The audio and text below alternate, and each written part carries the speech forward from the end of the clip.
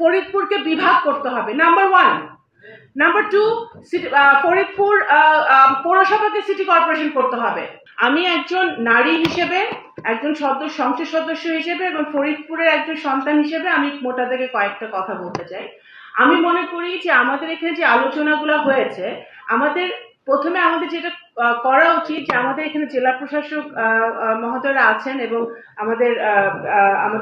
আমাদের বিভিন্ন যারা আছেন তাদেরকে আমি বলতে চাই যে আপনারা 5 জেলা, আমাদের জেলার কিছু সম্পদ আছে, প্রত্যেক জেলায় আমাদের কিছু না কিছু সম্পদ আছে যেটার জন্য আমরা সেই জেলাগুলো পরিচিত।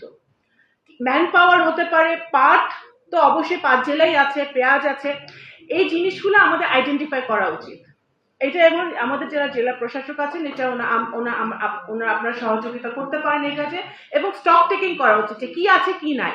গোপালগঞ্জে হয়তো অনেক কিছু আছে কিন্তু কাজে দিচ্ছে না, ওইটাকে কর্মে পরিণত করতে হবে এবং সেই জায়গাটা আনতে হবে। আমাদের ফরিদপুরে কি নাই, মাদারীপুরে কি নাই বা কি আছে, সেই জায়গাগুলো স্টক টেকিং করে তারপরে আমাদের একটা কম্প্রিহেন্সিভ একটা প্রজেক্ট আমার মনে হয় তিতুমির ভাইকে আমাদের দেওয়া উচিত, সেটা আমি মনে করি।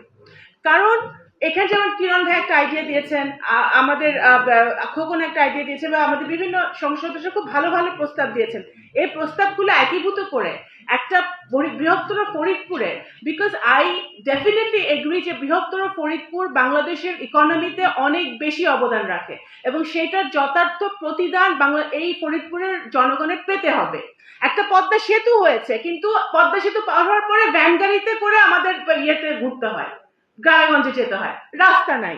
তো পদ্মা সেতু পার হওয়ার পরে যদি আমার ভ্যানে চড়তে হয়, নৌকায় করে যেতে হয়, তাহলে তো সেটাকে আপনি একটা ইনক্লুসিভ ডেভেলপমেন্ট বলতে পারেন না। তো সেই জন্য আমাদের অবকাঠামো প্রয়োজন, আমাদের ফরিদপুরকে বিভাগ করতে হবে, নাম্বার 1। নাম্বার 2, ফরিদপুর পৌরসভাকে সিটি কর্পোরেশন করতে হবে।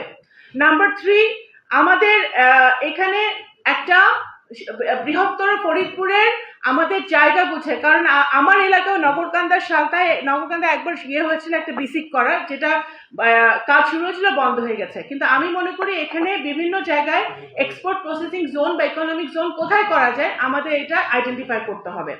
আমাদের পাট শিল্পকে আমাদের অর্থ উপদেষ্টাকে আমি এটাও প্রস্তাব রাখতে চাই যে পাট শিল্পকে আমাদের বাংলাদেশের তুলে ধরতে হবে, আন্তর্জাতিকভাবে তুলে ধরতে হবে। এক্সপোর্ট গার্মেন্টস এর পাশাপাশি, আরএমজির পাশাপাশি পাট, জুট যে একটা এক্সপোর্ট একটা প্রোডাক্ট হতে পারে এবং রেমিটেন্সে ভালো ভূমিকা রাখতে পারে, সেই জায়গায় নিতে হলে আমাদের যারা পাট জুটে ইনভেস্ট করবে তাদেরকে আপনাদের সরকারের প্রণোদনা দিতে হবে। আমাদের একজন নারী উদ্যোক্তা এখানে এসেছে, পেঁয়াজ নিয়ে কাজ করে, পেঁয়াজের বীজ নিয়ে কাজ করে। আই ওয়াজ রিয়েলি ইমপ্রেসড যে উনি কি করেছেন। নারী উদ্যোক্তারা যারা, আমি যেহেতু নারী হিসেবে আমি এটা বলতেই হবে, বিকজ আমি উইমেন এম্পাওয়ারমেন্ট নিয়ে বহু বছর ধরে কাজ করতেছি। নারী উদ্যোক্তারা যারা উদ্যোক্তা হতে চায় তাদেরকে সরকারের প্রণোদনা দেওয়া উচিত।